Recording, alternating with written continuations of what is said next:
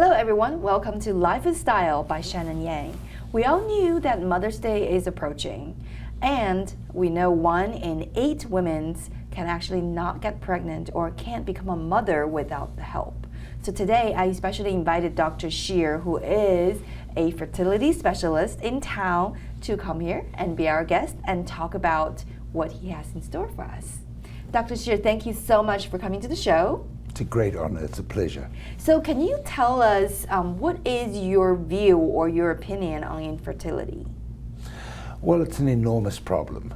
I mean, if you think about it, 1 out of every 8 couples in this country is unable to conceive after a year of trying.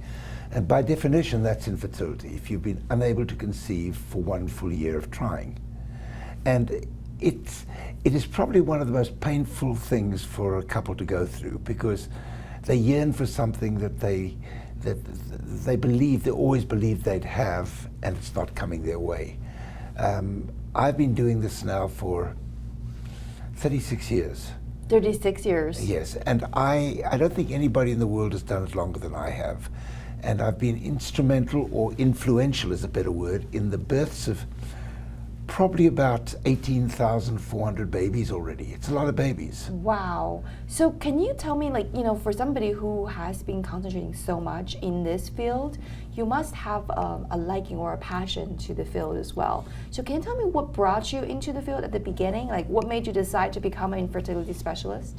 Well, I was in my earlier part of my career, I was a high-risk obstetrics physician, delivering high-risk babies, problems that were transported from all over Arizona, Nevada, and Northern California to me for care when I was practicing in Reno.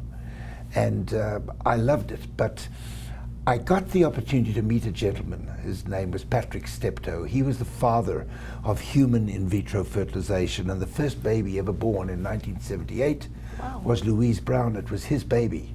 And I took to him, and he took to me. We had a good friendship developing. He was like my mentor. And he invited me to England to come and learn the technology. So I went to the United Kingdom, to Oxford, where he was, at Bourne Hall, and I worked with him there. Wow. And I learned how to perform this technology. And I came back to the United States in 1983 or 4, and I started the first private, non-university based IVF program in the country.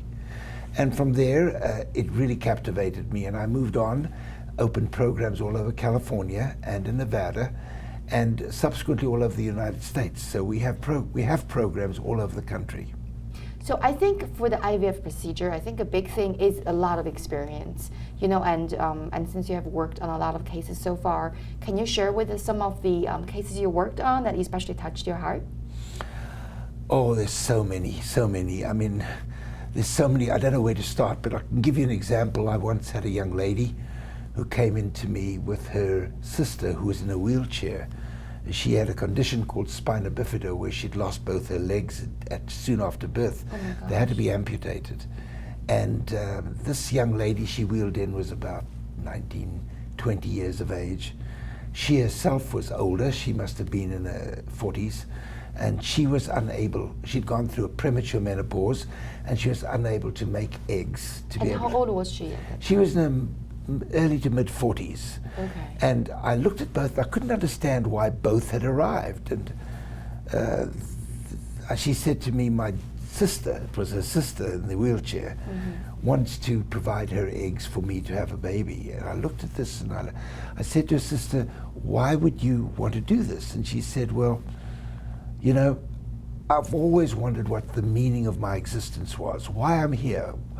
I don't feel that I've contributed anything. And all my life, my sister pushed me around, took me everywhere. When I couldn't go to a movie, she'd wheel me to a movie. If I wanted to go, she looked after me and nurtured me. She said, this is something I can do for her. And we went ahead and did the procedure. She got pregnant. And the next a month or 2 later, after the baby was born, they all came back. She brought me a picture of herself, this lady, and she'd gone to JCPenney to have a photograph taken and put on her best clothes. I've still got that picture to this day on my desk, and to remind me always about the kind of sacrifice and the bringing together. She said, now I know why I was meant to live, why I needed to be saved, to be brought to this stage, to bring my sister to the point of being able to be a mother. Wow. And that was a joy for her. There's so many other cases I could tell you about, but that was one that really moved my heart. Wow, so you're able to reach out to so many families and to know about their stories and everything. I feel like, you're almost like a God who actually bring life, to the world. Well, has anybody ever told you that? Because, you're so humble. No, I don't believe that any human being can create a life. All we can do is create opportunity and circumstances, and if we do so with some humility, understanding that the power comes from a greater source, I believe then we'll be blessed to be able to do it. And I think the moment I start thinking, maybe I'm doing more than I really am to bring life into this world, that privilege won't be there anymore. So I'm very careful about how I say it. I don't believe I make life. I'm blessed and privileged. I say to myself every day, how lucky can you be to get up every morning, go and do something that you'd pay to do because you love it so much. It's your passion. I know, I can't imagine. I mean, I just feel like this joy all over. I have this goosebumps all over my arm whenever I think, you're actually bringing small, cute lives to the world. But talking about that, because I'm not quite familiar with this, IVF field, but is this like 100% set in stone? For example, if you go to IVF treatment, then somebody who is infertile can definitely get pregnant? Let me put it to you a different way. If you avail yourself of all the opportunities and all the technologies we have available, the vast, vast majority of people will be successful. But there is, unfortunately, in this country, in the United States, it is still only about 20–30% of it is covered by insurance. So for most people, the journey is so expensive. It carries with it a price that they can't afford, so they don't get there and they give up along the way. Usually, where is it around? Well, you do one procedure of in vitro fertilization, it's costing you about $10,000 plus medications. Oh, wow. And so it can end up being $15,000, and then if you have to do some additional procedures like genetic testing and things like that, it can be much more than that even. So it's very expensive. But by and large, if the woman is under the age of 39 years and has still got, she's ovulating, she's producing eggs, she's still got a normal regular cycle, and she has a husband that can produce the male component to the in vitro fertilization process, the sperm, then within 2 attempts, that means undergoing a full procedure where you harvest the eggs from the woman, right, fertilize them and put them back in as many attempts of cycles that you need to put them all back. And if you can do that twice over, 85% of the women will have a baby. Wow, so that is a pretty big percentage, especially thinking about, if they can never really get pregnant before, and now they have 85% of a chance. That's within 2 full attempts. Yes, absolutely. And that's going to be like around 30,000 grand. It could be more than that. It could be more if you have, depending on how many attempts you have to have with the fertilized eggs, we call them embryos, that have been stored and frozen for subsequent use. It could end up being open-ended. But the truth of the matter is that usually for 2 such attempts going in, a couple will usually pay about $15,000 plus the medications, and that should get them. In our program here at Sher IVF in Las Vegas, we offer what's called 2-cycle package plans. 2-cycle package? So they pay a little bit more than they'd pay for 1 try, but they have the insurance of knowing that if it didn't work the first time, they don't pay for it again. They only pay for the first attempt, and if they have a baby, it's over, it's done. But if they don't, then we'll undertake to go and do it all over again.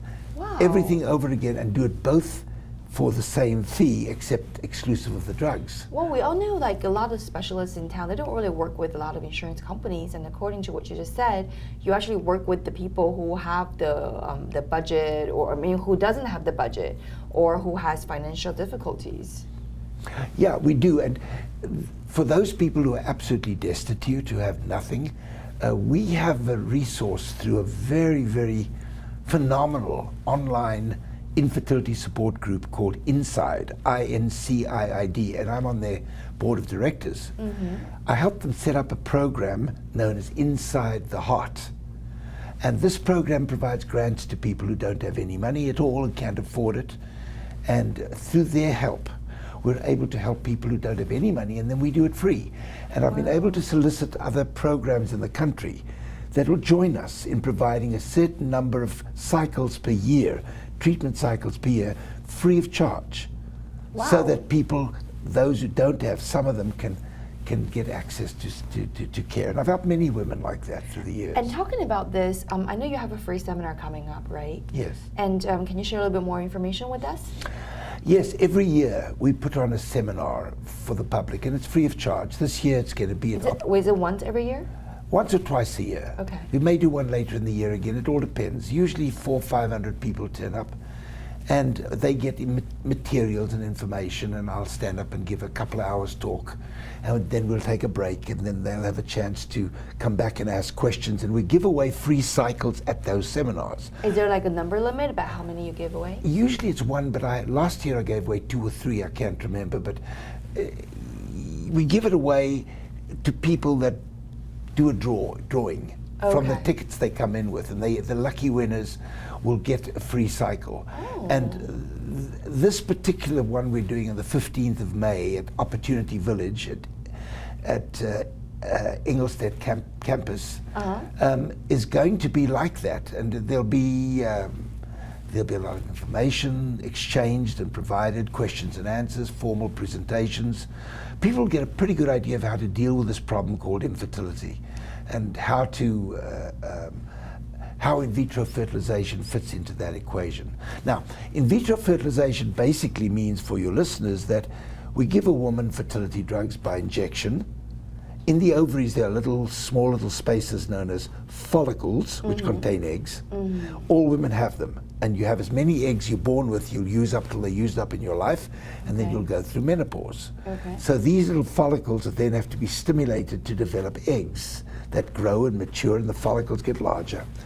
And what we do is we give them the shots, the follicles grow, and then by doing monitoring, ultrasound examinations and blood tests, we can tell when the eggs are ripened and when these little follicles have reached the optimal size. And then when that happens, we give them a final shot to mature the eggs, and 36 hours later we go in and with a thin needle, when they're asleep, we extract the eggs from the ovaries. They go to the laboratory, they get fertilized by injecting one single sperm from their partners into each egg, and then they divide and they form what's called embryos. And then these embryos keep on dividing their cells, and after about 5 or 6 days, they're 100 cells or more. And at that point, they're ready to be put back in the woman's womb. I see. And that sounds like a really complicated process by itself. It sounds more than it really is. You know, it's complicated, but when you get used to it, it's right. And you know, everyone's body is different, so I think it's more like a case-by-case situation where you have to literally set up a personalized protocol for every single patient. Yes, and that's what really sets us aside, I think, because my practice of having done this for so many years, 36 years doing this, has morphed into something where I deal with the most complicated cases. 50% of my patients come from outside the United States, from Asia, from South America, from Europe, from Russia, from all over the show. They come from all over the world, and they usually come when they've been spinning their wheels. They've tried and it's failed. I had a woman from Australia who's on my Facebook page now at the moment, with her son of 22 years of age going into architect school in London. She's a doctor, and she came to me from Australia after failing, wait for this, 23 times. 23 of the cycle process? Not with us, but all over the world. With all the other, wow. And I was giving a lecture at the And she's not giving up though, right? Well, I was giving a lecture in Monash University in Melbourne. She came up to me with her husband, who happened to also be the head of the Department of Psychiatry at Monash.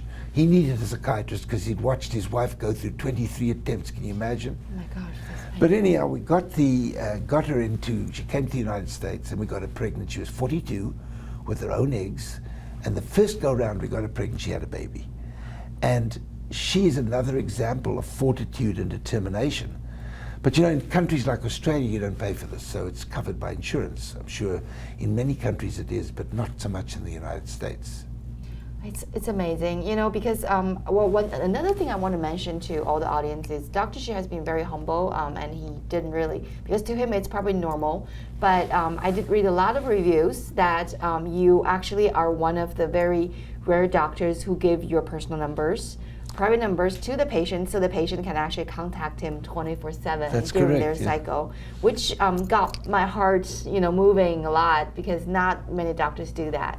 And if you want to find out more information about Dr. Sher and also Dr. Sher's practice, you can go to SherIVF.com. It's called SherIVF.com. SherIVF.com. And you can also book there to go to the seminar. You can book online on SherIVF.com. On SherIVF.com for the upcoming seminar that's going to be held on May the 15th.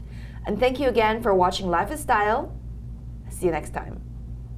Oh, don't forget to write to me about your thoughts for the show, or if there's a place you'd like to see in the town, or if you think your business is a real highlight of Vegas life and want it to be featured. We always do a lucky drawing among the viewers at the end of each episode and send out different surprises each week. No strings attached. So maybe you're the next lucky winner. Thanks for watching Shannon's Life is Style. Don't go away. We'll be right back.